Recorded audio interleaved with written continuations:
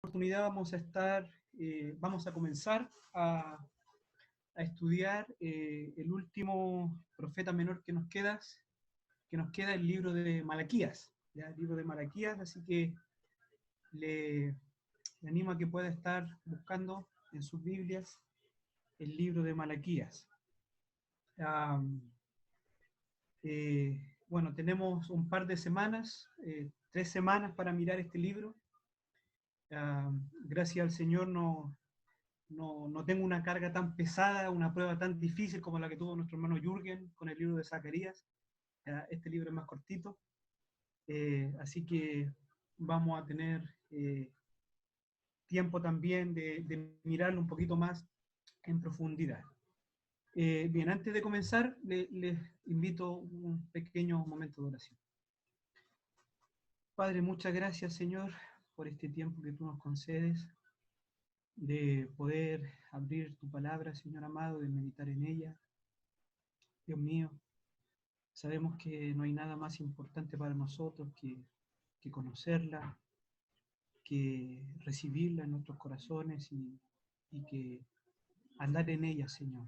Tu palabra dice que es bienaventurado el varón que medita en ella de día y de noche. Concédenos este buen tiempo, Dios mío, de pasar con tu palabra, de poder aprender, de poder meditar, Señor, y que ella, que es viva y eficaz, esté también haciendo su obra en nosotros.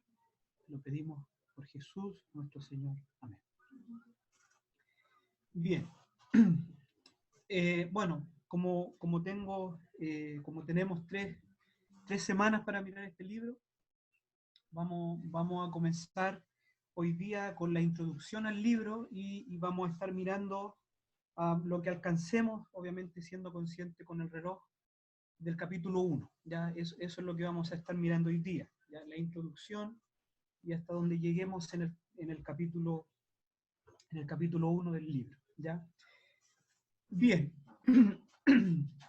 Nos hacemos entonces la primera pregunta. Bueno, ¿quién fue Malaquías? ¿No es cierto? ¿Quién fue Malaquías? A este respecto, lo primero que debemos de decir que Malaquías significa mi mensajero, ¿ya? O mensajero de Jehová. Ese es el significado del nombre Malaquías. Como varios de los profetas que hemos visto en este último tiempo, no tenemos mayor información de Malaquías. Pareciera que en la gran mayoría de estos profetas menores no, no, no, no fue a lo mejor tan necesario un registro acabado, digamos, de sus vidas, sino que básicamente lo importante era el mensaje de estos profetas. No sabemos mucho de ellos, pero sí ellos han dejado un mensaje muy profundo. Entonces, de Malaquías tampoco sabemos mucho, ¿no es cierto? Sabemos más que nada el significado de su nombre.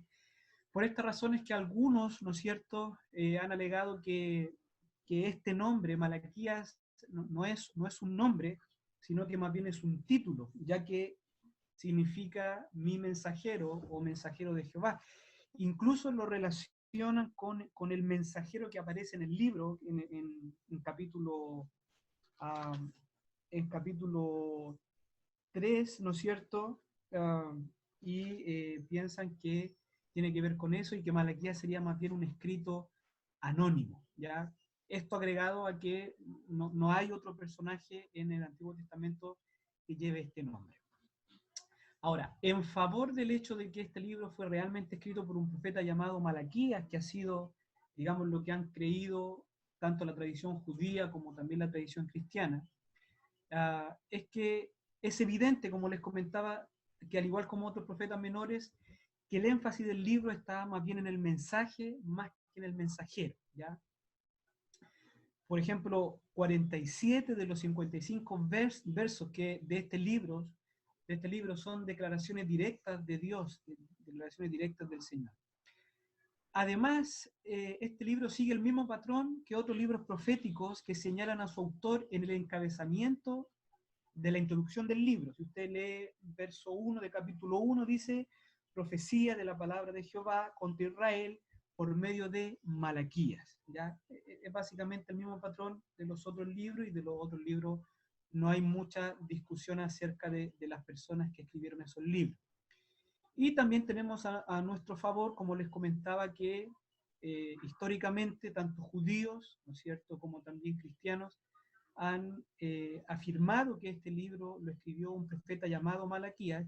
Incluso en la tradición judía podemos encontrar que Malaquías era un miembro de la gran sinagoga, ¿no es cierto?, que recolectó y preservó las escrituras. Esto es en el tiempo del post-exilio, ya que la sinagoga es una institución post-exílica. Bien, habiendo dicho esto acerca del autor, miremos un poquito ahora acerca de la fecha donde se pudo haber escrito este libro y también relacionándolo con el trasfondo o el contexto histórico en donde se escribe este libro de Malaquías. Bien, aquí debemos de decir algunas cosas. Bueno, aunque no se le otorga una fecha determinada en función de algún gobernante o acontecimiento. Por ejemplo, cuando veíamos a Ageo hace algunas semanas atrás, ¿no es cierto?, decía, por ejemplo, en el año segundo del rey Darío, entonces eso nos permitía hacer una relación bastante precisa acerca del tiempo que fue escrito Ageo. En el caso de Malaquías no tenemos esto, por lo tanto, aquí los estudiosos, ¿no es cierto?, van a tratar de extraer evidencia interna del libro para tratar de precisar en qué tiempo se escribió Malaquías. Entonces, la evidencia interna del libro, al igual que su posición en el canon, es decir, el último de los profetas, indica que Malaquías vivió y escribió en una época posterior al exilio. ¿Ya? Eso es lo primero que podemos decir acerca de cuándo se escribió el libro, sin aún todavía entrar en precisiones, tanto algunos elementos importantes de la evidencia interna que vamos a ver ahora, como la posición del libro en el canon. Es muy evidente que este libro al menos es post-exílico. Recuerden ustedes, ¿no es cierto?, que hay profetas que la gran mayoría son antes del exilio, en este caso de Judá. Hay algunos que son exílicos, ¿no es cierto?, que escriben durante el exilio, por ejemplo, el profeta Jeremías, y hay otros que son post-exílicos, que es básicamente Ageo, Zacarías y también Malaquías y algún otro. La mención de un príncipe en capítulo 1, versículo 8, ya se habla acerca de un príncipe, de un gobernante, evidencia que la escritura de este libro fue hacia el período persa, ¿no es cierto?, porque en ese período Judá estaba gobernada por príncipes, ¿ya?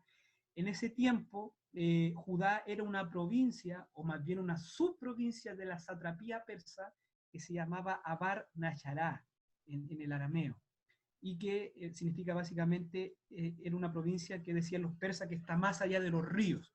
Esta provincia, ¿no es cierto?, del imperio persa, incluía lo que conocemos como la región de Palestina, donde allí estaba Judá, además de los territorios de Siria, Fenicia y Chipre.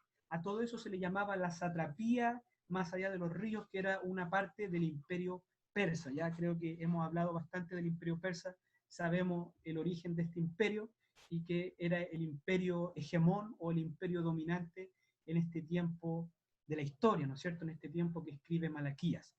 Por tanto, políticamente hablando, Judá era parte del imperio dominante de la época, del imperio persa, y era parte de esta satrapía o de esta región del imperio persa. Un dato interesante de la época, ¿no es cierto?, que luego también tendrá mucha relación con la historia bíblica, e incluso tiene mucha relación con la historia de la humanidad, tiene que ver con que, bueno, Malaquías, ya sabemos, es posexílico y sabemos que se escribe en el siglo V antes de Cristo, ¿ya? ¿Por qué? ¿No es cierto? Porque esa es la época en donde Judá está bajo el imperio persa. Cuando hablamos del siglo V, hablamos de los años 400 antes de Cristo, ¿ya? Los años 400. Poco a poco nos vamos a ir acercando quizás a una fecha más precisa. Ya sabemos que estamos en el siglo V, es decir, en los años 400 antes de Cristo. Y este es un siglo muy, muy importante y muy interesante, tanto para la historia bíblica como también incluso para la historia universal. El siglo V, mis hermanos, es el siglo, por ejemplo, del esplendor de la historia griega, ¿ya? Algunas cosas estaban pasando en el oriente, en el imperio persa, en Palestina, pero algunas cosas muy importantes estaban pasando más al occidente, a lo que hoy día conocemos como Europa, básicamente en Grecia, y básicamente en una polis, una pequeña ciudad llamada Atenas. ¿Qué estaba pasando en Atenas en el siglo V? Bueno, fue el siglo de esplendor de Atenas y también de Esparta, que eran las dos polis griegas más importantes. Y es allí en Atenas, en el siglo V, donde surge una nueva forma de gobierno nunca antes conocida en el mundo. Esta forma de gobierno era la democracia, el gobierno del pueblo. ¿Ya? En otras palabras, en el tiempo donde estaba pasando esto en Judá, estaba profetizando Malaquías, por ejemplo, en, eh, Occidente, en Grecia, en Atenas, se estaba desarrollando por primera vez en la historia una forma de gobierno distinta a todo lo que se conocía, ¿no es cierto?, que era la democracia, y también una filosofía distinta a la filosofía griega que iba a permear el mundo antiguo y que va a tener mucha relación con la historia bíblica por los próximos 1000 años. Por eso que también este siglo V es tan importante. Es en este siglo V, es el siglo, por ejemplo, de Platón. Platón vive en Atenas en el siglo V. Platón está vivo cuando, podríamos decir, Platón es contemporáneo de Malaquías, ¿ya?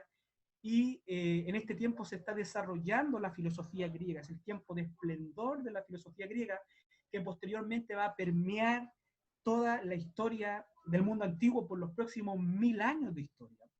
Una de las razones, por ejemplo, que el Nuevo Testamento se escribe en griego es porque la filosofía griega triunfó en el mundo antiguo. Una de las razones es porque a mediados del siglo III antes de Cristo se traduce el Antiguo Testamento al griego, y justamente porque las ideas de los griegos tuvieron mucho éxito, y los griegos, la cultura, la filosofía, la lengua, etcétera, iban a abarcar todo el mundo conocido de este tiempo. Entonces, eso es como un dato histórico interesante, el siglo V, un siglo muy, muy interesante en el mundo antiguo.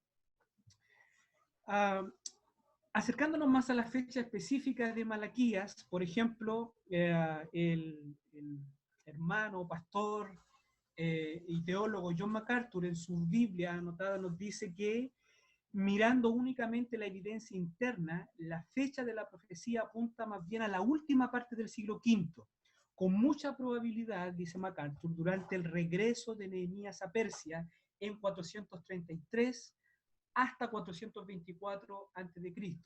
Ya, Nehemías fue un gobernante, ¿no es cierto? Eso lo podemos ver en el libro de Nehemías, fue un gobernante de Judá en ese tiempo, fue el mismo que restauró los muros. Entonces Nehemías está un tiempo con los que volvieron del exilio, y luego vuelve a su trabajo, podríamos decir, en Persia, ¿no es cierto?, en el reino de Persia. Y fue en ese tiempo donde dice MacArthur, y es muy en línea con lo que dicen otros comentaristas, en donde Malaquías va a profetizar y va a escribir lo que vamos a analizar a continuación. Otro autor dice que los problemas religiosos y sociales que expone Malaquías reflejan la situación descrita en Esdras capítulo 9 y capítulo 10, y en Nehemías capítulo 5 y capítulo 13, lo cual sugiere una fecha, ¿no es cierto?, aproximadamente entre el 430 y 435 antes de Cristo. Es decir, concluimos básicamente, ¿no es cierto?, que Malaquías es un libro que se escribe en la última parte del siglo V, 430, 420 aproximadamente antes de Cristo. Recuerde usted que Malaquías es el último profeta. Después de Malaquías comienzan estos famosos 400 años de silencio, ¿no es cierto? Estos 400 años donde Dios no levantó profeta. Básicamente es un número redondeado porque podríamos decir son 400 y un poquito más, ¿ya? Entonces Malaquías es contemporáneo, es decir, vive al mismo tiempo que, o el mismo periodo básicamente que Esdras, que fue también un escriba muy importante en el periodo post-exílico, y también Nehemías. Entonces Malaquías sería contemporáneo a ello. Malaquías se estudia, al igual que Ageo, que Zacarías, se estudia muy en relación con los libros de Esdras y Nehemías, ¿no es cierto? Una de las razones de esta conclusión del tiempo de que se escribió esta profecía es que los temas de Malaquías son muy, muy parecidos a los temas del propio libro de Nehemías, por ejemplo. Tanto en el libro de Nehemías como en el libro de Malaquías se trata con el problema de los matrimonios de judíos y paganos, ¿no es cierto?, el descuido de los judíos con respecto al diezmo, ¿no es cierto?, la irreverencia de los judíos hacia el día de reposo, la corrupción en el sacerdocio y algunos temas relacionados con la injusticia social. Son temas que también están en Nehemías y que también están en Malaquías. Lo que los autores van a decir son contemporáneos, por lo tanto, por eso ubicamos el escrito de Malaquías en la parte final del siglo V. ¿Qué otras cosas podríamos decir acerca del trasfondo histórico? Bueno, en este tiempo, ¿no es cierto?, en el tiempo de Malaquías, el templo ya se había terminado de construir hace ya unos 80 o 90 años. El templo se termina de construir en 516 a.C., ¿ya? Por lo tanto, los sacrificios y las actividades relacionadas con el templo ya llevaban muchos años realizándose. ¿Ya? El pueblo ya se había asentado en el territorio, ya tenían su templo, ya estaban los muros, Nehemías ya había levantado los muros. En cierto sentido ya tenían, ya el exilio, podríamos decir, era prácticamente algo que ya había pasado, a diferencia de lo que veíamos en Ageo y Zacarías, que habían vuelto hace muy poco tiempo de Babilonia. Ya con Malaquías ya ha pasado un poco de tiempo, ¿no es cierto? Y ya el tiempo del exilio, o lo que fue el exilio, no es algo tan cercano para los judíos. Probablemente Malaquías profetiza ya, podríamos decir, a los hijos y a los nietos de al menos de los que volvieron en el primer exilio. Por lo tanto, mucho de este pueblo que recibe la profecía de Malaquías no vivió, no experimentó el exilio de primera mano. Lo escucharon probablemente de sus padres o aún de sus abuelos, ¿ya? Por lo tanto, los receptores de la profecía de Malaquías son, podríamos decir, ya judíos de segunda o tercera generación.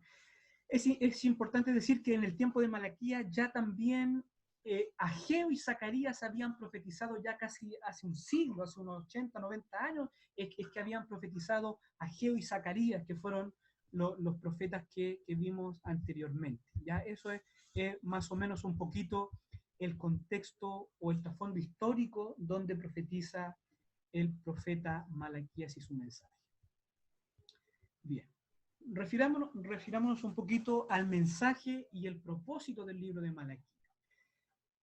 Bien, como he mencionado, solo un siglo después de la vuelta de los cautivos de Babilonia, y podríamos decir de un tiempo de cierto avivamiento religioso, ¿ya?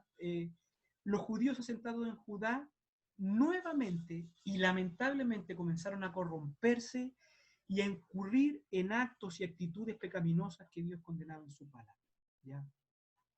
Vemos, por ejemplo, en el libro de Ageo que hay, podríamos decir, un periodo de mucho entusiasmo, podríamos llamarlo incluso un avivamiento religioso, cuando vuelven los judíos del exilio, ¿no es cierto?, cuando comienzan a construir el templo, etcétera, etcétera. Pero ya con Malaquías han pasado muchos años, prácticamente 80, 90 años, y lamentablemente vamos a ver en Malaquías que el pueblo, una vez más, como tantas veces, se ha corrompido, ¿no es cierto?, y se ha degradado su relación con Dios y con su palabra y con la obediencia. Esta corrupción, ¿no es cierto?, fue a todo nivel en Israel, ¿no es cierto?, en Judá. Tanto los líderes espirituales del pueblo, que eran los sacerdotes, como también el pueblo común. Algunos expositores comentan que en parte esa decadencia, ¿no es cierto?, espiritual de Judá se debe a la impaciencia por parte del pueblo, del no cumplimiento a los ojos del pueblo de las promesas de la prosperidad, dominio y gloria del templo que Ageo y Zacarías habían prometido hace algunos años antes. Por esta razón vemos que el pueblo va a altercar con Dios. Y este pueblo va a culpar a Dios. Este pueblo no se sentía, vamos a ver en el libro, no se sentía responsable de sus pecados. En cierto sentido, el pueblo como que responsabiliza a Dios de algunas cosas que estaban ocurriendo. O al menos no se siente responsable de lo que Dios le acusa. Entonces veremos en este libro cómo Dios al examinar al pueblo le va a hacer ver que el problema realmente está en ellos, ¿no es cierto? Que es un problema que es el pecado, ¿no es cierto? Como siempre, el problema no está en Dios, sino que está en el hombre. En realidad, mis hermanos, el problema era el siguiente. Mire, este pueblo había sido bendecido por Dios, ya estaba en una ciudad amurallada, ya tenía el templo que para el pueblo era extremadamente importante. Pero poco a poco el fervor del principio, hablo de la vuelta del exilio, se fue apagando. Los sacrificios, la ofrenda, que al principio eran dadas con gratitud, con el corazón, poco a poco fue mutando a una religión formalista y sin vida. Eso lo vamos a ver en Malaquías. A tal punto, ¿no es cierto?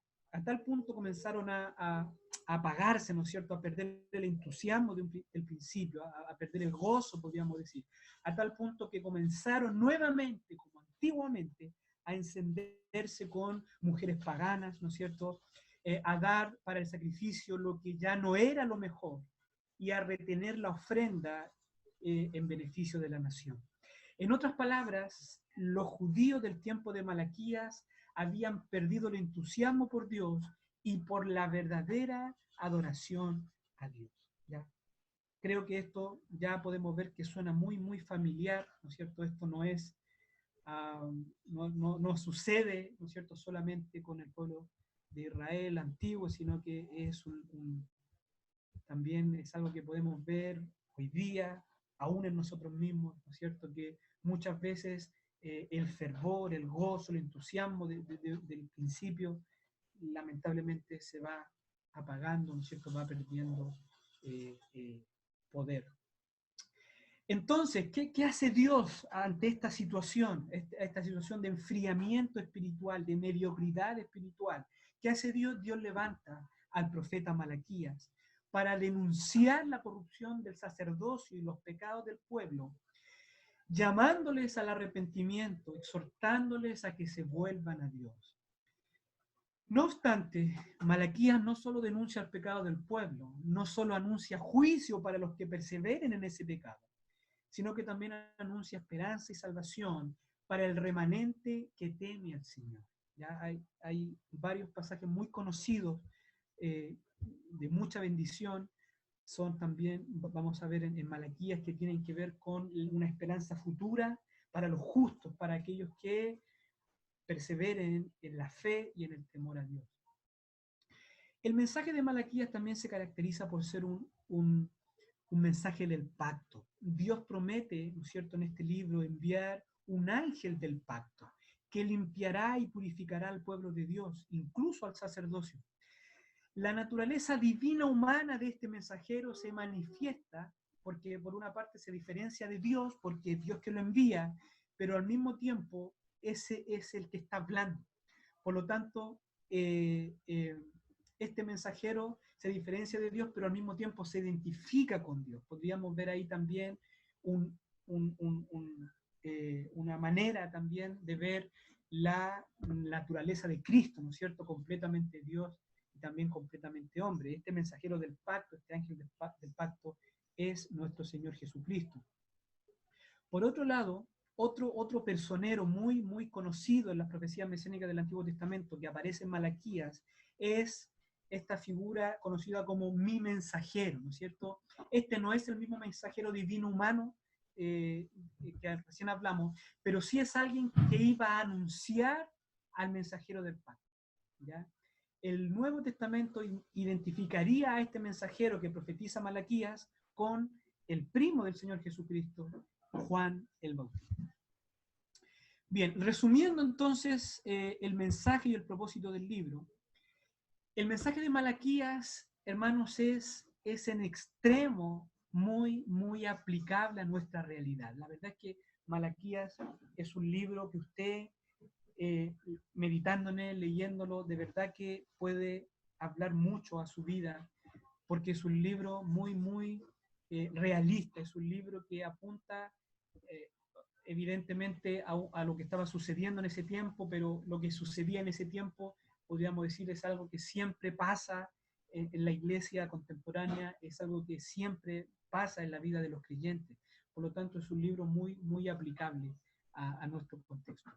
Lo que le sucedió al pueblo de Israel en este periodo no está lejos de lo que le sucede a la iglesia en nuestros tiempos.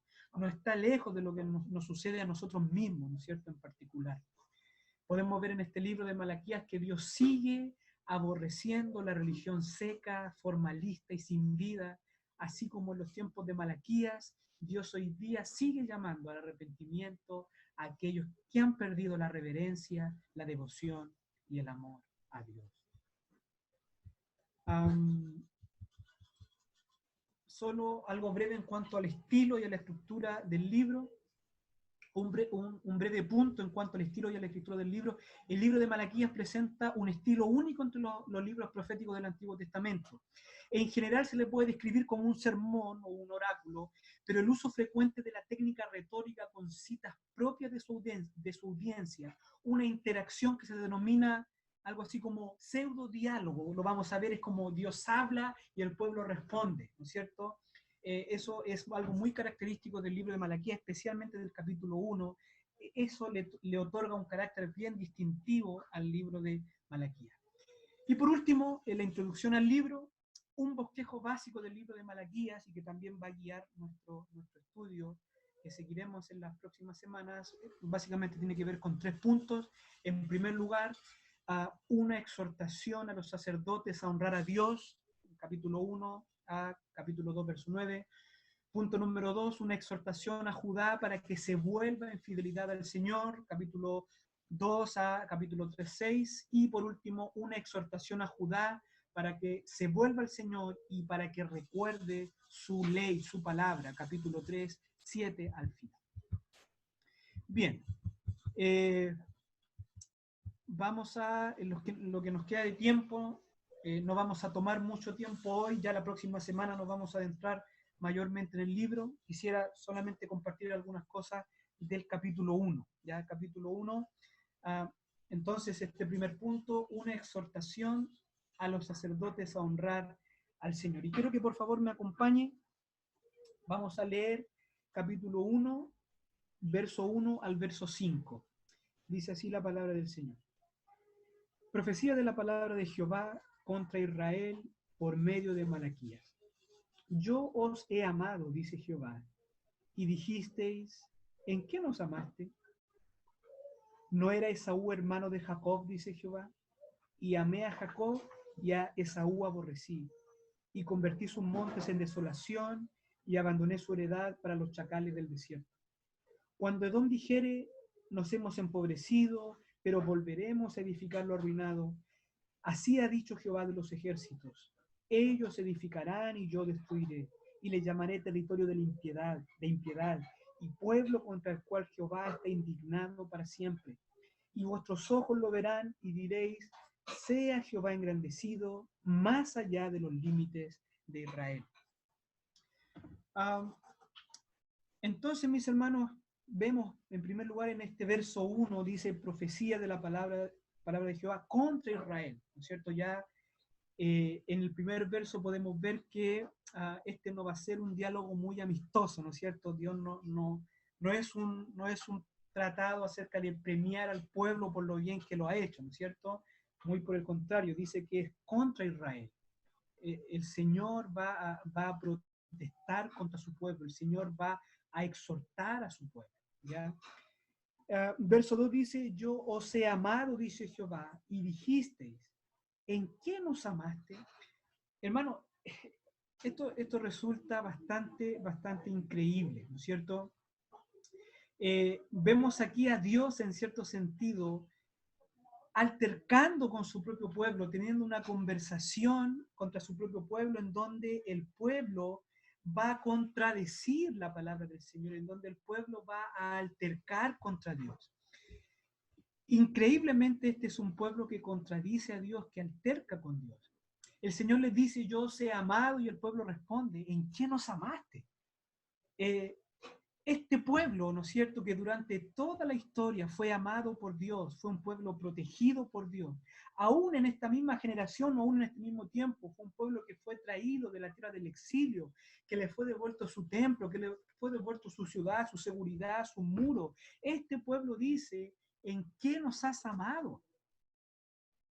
Esto es increíble. Sin lugar a dudas, este es un pueblo duro de servir, es un pueblo olvidadizo, un pueblo rebelde. Por esto, mis hermanos, por ejemplo, en Mateo capítulo 22, verso 37, hablando el Señor de este pueblo, del pueblo de Israel, dice: Jerusalén, Jerusalén, que matas a los profetas y apedreas a los que te son enviados. ¿Cuántas veces quise juntar a tus hijos como la gallina junta a sus polluelos debajo de las alas y no quisisteis? Este es un pueblo rebelde, es un pueblo olvidadizo, este es un pueblo mal agradecido. ¿En qué nos has amado?, dice este pueblo. Luego, por ejemplo, Pablo escribe en Romanos capítulo 10, verso 21, citando al profeta Isaías: pero acerca de Israel dice: todo el día extendí mis manos a un pueblo rebelde y contradictorio. La característica de este pueblo, ¿no es cierto?, de la historia del pueblo de Israel, es que es un pueblo rebelde, es un pueblo contradictor, es un pueblo que contradice el amor de Dios. Bueno, ellos dicen: ¿en qué nos amaste? ¿Y qué dice la divina respuesta? ¿No era Esaú hermano de Jacob?, dice Jehová. Y amé a Jacob y a Esaú aborrecí, y convertí sus montes en desolación, y abandoné su heredad para los chacales del desierto. Y hasta el verso 5 habla acerca de los edomitas, que era un pueblo enemigo de Israel.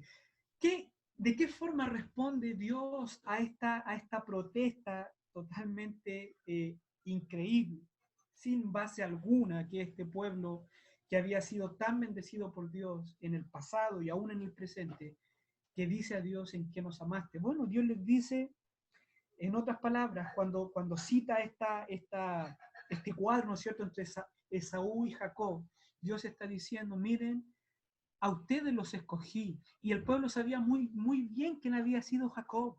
Jacob, ¿no es cierto?, uno de los patriarcas de Israel, no era mejor que Esaú. Todos nosotros, y especialmente el pueblo de Israel, conocía la historia de Jacob. Jacob no era mejor que Esaú, ¿no es cierto? Jacob fue un hombre pecador, fue un hombre que engañó. Eh, si bien es cierto, con el pasar del tiempo Jacob fue conociendo más a Dios, pero Jacob no era, humanamente hablando, el mejor candidato para ser uno de los patriarcas del pueblo de Dios, ¿no es cierto? Y en comparación a su hermano Esaú, Jacob no era mejor que Esaú, pero Dios dice: a Jacob amé.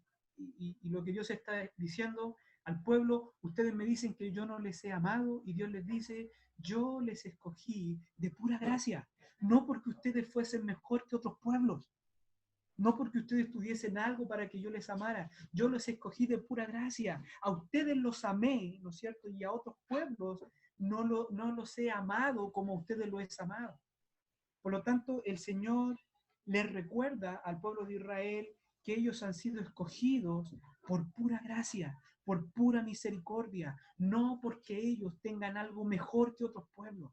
En ese sentido, el Señor les recuerda la historia de Jacob y Esaú, y aún más en lo que sigue hasta el versículo 5, que el Señor va a decir que aún en ese tiempo Dios los sigue guardando, Dios les sigue cuidando, porque aún este pueblo de Edom, que es un pueblo descendiente de Saúl, que se había transformado en enemigo del pueblo de Israel, aún Dios tiene por enemigos a los enemigos de Israel. Y por eso que el Señor dice: cuando Edom dijere: nos hemos empobrecido, pero volveremos a edificar lo arruinado, así ha dicho Jehová de los ejércitos, ellos edificarán y yo destruiré. En otras palabras, el Señor está diciendo: ¿cómo dicen en qué los he amado si aún yo los escogí de pura gracia y aún yo los sigo guardando de sus enemigos? Aún yo soy enemigo de sus enemigos. Y esto no porque ustedes sean mejores, sino de pura gracia, según el puro afecto de la voluntad de Dios. Luego pasamos al versículo 6, ¿no es cierto? Verso 6 en adelante dice: el hijo honra al padre y el siervo a su señor. Si pues yo soy padre, ¿dónde está mi honra? Y si soy señor, ¿dónde está mi temor? Dice Jehová de los ejércitos a vosotros, oh sacerdotes, que menospreciáis mi nombre, y decid: ¿en qué hemos menospreciado tu nombre? En que ofrecéis sobre mi altar pan inmundo, y dijisteis: ¿en qué te hemos deshonrado?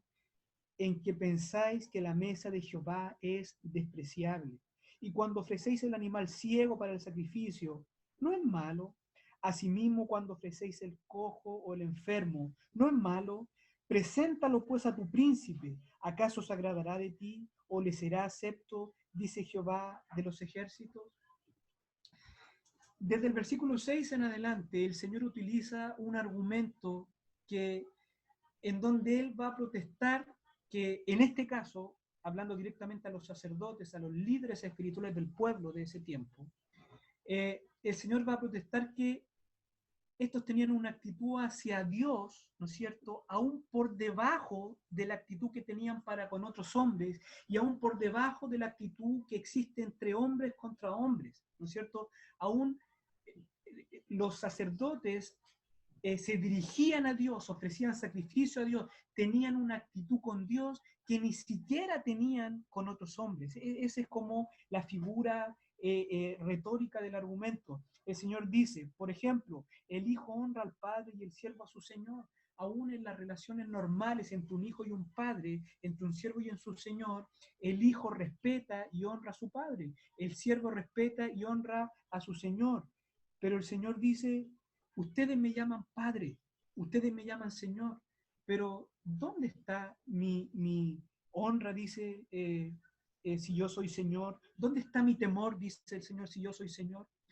Eh, entonces, el Señor, dirigiéndose a los sacerdotes como líderes espirituales de la nación, les llama, ¿no es cierto?, la atención, les exhorta, ¿no es cierto?, que ellos ni siquiera estaban presentándose delante de Dios con la reverencia, con la devoción, con el respeto, ¿no es cierto?, que aún un padre se presentaba ante su hijo, siendo que son dos hombres, mientras que Dios es el Dios todopoderoso, que es digno aún mucho más de la adoración y la reverencia que aún un padre humano, que aún un Señor humano.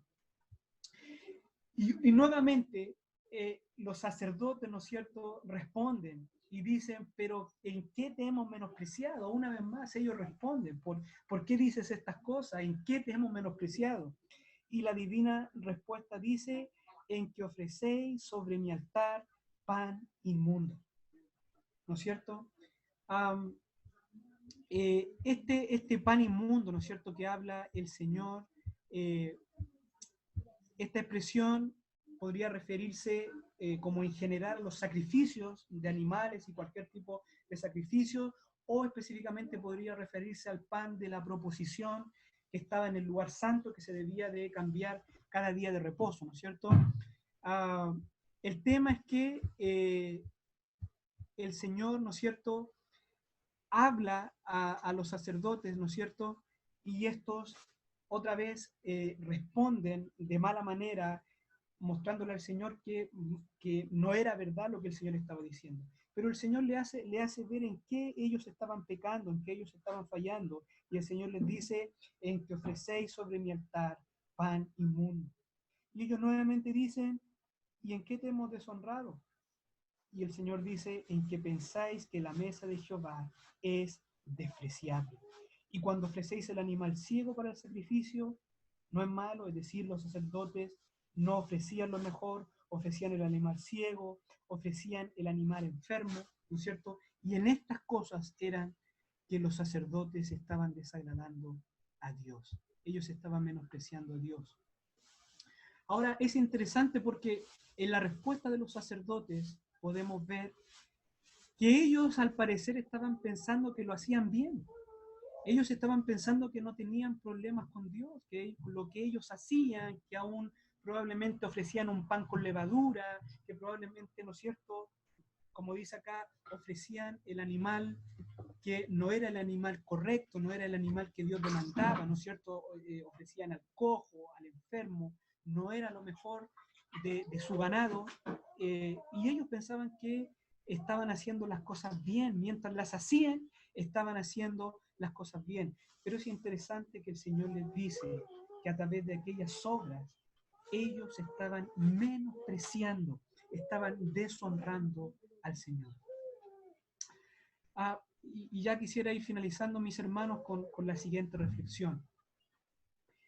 Esto que vemos aquí en Malaquías, ¿no es cierto?, esta protesta del Señor por que el pueblo, en este caso los sacerdotes, están adorando al Señor de una manera imperfecta, de una manera mediocre, ¿no es cierto? De una manera que no están ofreciendo lo mejor, que no están obedeciendo completamente lo que el Señor demandaba acerca, en este caso, del sacrificio. Este principio, ¿no es cierto?, es algo que podemos ver en toda la palabra del Señor. Es un principio que trasciende las Escrituras. Dios, podríamos decir, extrayendo el principio que vemos aquí, Dios no exige una parte de nosotros. Dios no exige algunas cosas de nosotros o algunas áreas de nuestra vida. Dios lo exige todo. Y si Dios no lo tiene todo, y si Dios tiene algo de nosotros que es menos que todo, que es menos que lo mejor, eso para Dios significa desprecio. Eso para Dios significa, mis hermanos, deshonra. Creer que Dios está muy agradado de mí porque le doy, porque le he entregado algunas áreas de mi vida. Creer que Dios está muy agradado de mí porque le doy, ¿no es cierto?, el dinero o el tiempo que me sobra, o creer que Dios está agradado de mí porque participo en todas las actividades de la iglesia, por ejemplo, pero en realidad no estoy poniendo mi corazón en ellas, o en mi vida diaria cuando no estoy congregado, o en nuestro caso conectado, y no busco a Dios, y no estoy adorando a Dios en todo lo que hago. Eso, mis hermanos, pensar que yo estoy haciendo algo bueno para Dios y que Dios está agradado de mí porque yo estoy dando algo menos que lo mejor, eso, mis hermanos, es no conocer al Dios de la Biblia. O lisa y llanamente es creer en un Dios que no es el Dios de la Biblia, porque el Dios de la Biblia lo demanda absolutamente todo. El Dios de la Biblia lo demanda todo. El Dios de la Biblia demanda una obediencia perfecta. Demanda una obediencia que no se guarda nada. No demanda solamente algunas cosas en nuestra vida, no desea solamente algunas áreas en nuestra vida. El Señor nos demanda por completo, en una obediencia completa. Por lo tanto, estos sacerdotes, al estar haciendo las cosas que había que hacer, pero a no estar poniendo el corazón en aquellas cosas, a no estar dando lo que Dios realmente merecía a través de lo que Dios había ordenado por su palabra, esto era una ofensa a Dios. Estos sacerdotes del tiempo de Malaquías estaban ofendiendo a Dios. Mire, la pregunta en el verso 8 es muy interesante. Y otra vez es muy aplicable, mis hermanos, y creo que es una reflexión tremenda la que podemos hacer. Mire, por favor, vaya al verso 8. Miren lo que dice el Señor. Y cuando ofrecéis el animal ciego para el sacrificio, no es malo. Asimismo, cuando ofrecéis el cojo o el enfermo, no es malo. Mire lo que dice Dios. Preséntalo pues a tu príncipe. ¿Acaso se agradará de ti? ¿O le será acepto, dice Jehová de los ejércitos? Es muy interesante esto, lo que dice el Señor, porque Dios dice, en otras palabras, ustedes, ¿no es cierto?, con su gobernante, ¿no es cierto?, con ellos probablemente obedecen en todo lo que el gobernante dice, y a sus gobernantes les dan lo mejor, ¿no es cierto?, y con sus gobernantes se conducen de una manera lo mejor posible. Bueno, vayan y hagan lo mismo que hacen conmigo con sus gobernantes, a ver si su gobernante les va a aceptar lo que ustedes hacen. Quiero compartirles un breve comentario de un autor que se llama Sinclair Ferguson sobre este pasaje. Él pone en palabras modernas lo que este pasaje está diciendo. Él dice, ¿harías eso con un gobernante? ¿Irías ante tu jefe de la misma forma que vas delante de Dios? ¿Irías delante de la presencia del presidente de la institución en la que trabajas con el mismo espíritu con la que entras a la presencia del Dios Todopoderoso?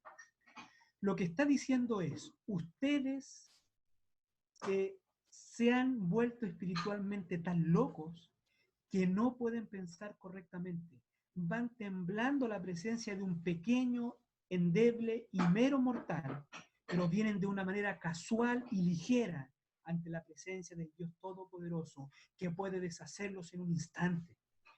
él sí puede recibir un trato de segunda categoría. Cierro cita. Lo que nos está diciendo este texto, mis hermanos, es que Dios no es indiferente a nuestra falta de temor, a nuestra falta de reverencia, a nuestra falta de amor. Quizás nosotros lo vemos así muchas veces. Nosotros creemos que no es para tanto. Nosotros muchas veces nos decimos, bueno, Dios entiende. La verdad, mis hermanos, lo único que Dios entiende cuando nosotros damos lo que es menos que lo mejor, lo único que Dios entiende es que Él está siendo menospreciado.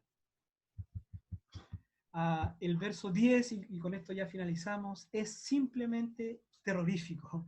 Es sencillamente un balde de agua fría para muchas cosas de las que hacemos muchas veces. Mire, vaya por favor al verso 10. Dice, ¿quién también hay de vosotros que cierre las puertas o alumbre mi altar de balde?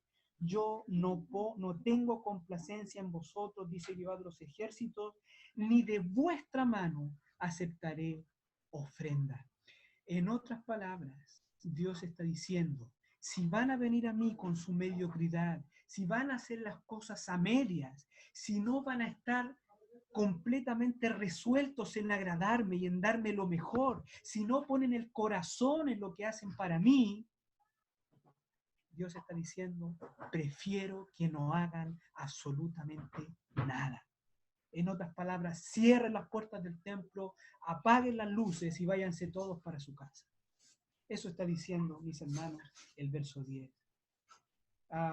Sin duda, este es un texto de Malaquías a los judíos del posexilio, pero también nos dice a nosotros, mis hermanos, que existe un tipo de adoración, la cual Dios preferiría que ni siquiera la ofreciéramos. En los asuntos de adoración a Dios no existe algo como mientras lo hagamos bien. No. Dios exige y Dios es digno de lo mejor. La voluntad de Dios, mis hermanos, es que pongamos el corazón en lo que hacemos, es que obedezcamos a Dios de corazón, de manera resuelta y haciéndolo como para Dios y no para los hombres, no para agradarnos a nosotros mismos, sino teniendo en cuenta la majestad y la reverencia de quien estamos adorando. Dios bendiga su palabra, mis hermanos. Ya en las próximas semanas seguiremos profundizando en los capítulos que vienen. Acompáñenme en un último momento de oración. Padre, muchas gracias, Señor, por tu palabra. Dios mío, permite que ella pueda hacer vida en nuestros corazones, Señor. La verdad es que nos identificamos tanto, Dios mío, con este pueblo. Sin duda, Dios mío, nosotros no somos mejores que el antiguo pueblo de Israel, no somos mejores que esta generación posexílica que se había corrompido, que se había deteriorado, que había degenerado en una religión fría, en una religión de actividades. Señor, ¿cuántas veces nosotros, tu iglesia, caemos en lo mismo? ¿Cuántas veces no hacemos las cosas pensando en para quién las estamos haciendo? ¿Cuántas veces nos conformamos con dar menos que lo mejor? Señor amado, ayúdanos, porque necesitamos de tu gracia, necesitamos, así como lo hacías con este pueblo, constantemente estar recordando tu palabra, estar recordando tu amor y estar recordando, Dios mío, quién eres tú. Dios mío, si aún a los hombres de este mundo hacemos las cosas con tanta dedicación, con respeto, ¿cuánto más, Dios mío, para ti? ¿Cuánto más en el servicio a tu nombre, en la adoración a ti, deberíamos ser reverentes? Dios mío, deberíamos adorar con todo lo que somos. Padre, perdónanos, Señor, porque sin lugar a dudas, nosotros también hemos pecado de esta manera. Ayúdanos, Señor, en tu gracia, Dios mío, para que podamos volvernos de nuestros malos caminos, de nuestras malas actitudes, y podamos hacer todo, Dios mío, como tú lo mereces, como el digno de tu nombre, de tu honra. Padre, que esta tu palabra sea haciendo vida a nuestros corazones. Dejamos este tiempo en tus manos, en el nombre de Cristo Jesús.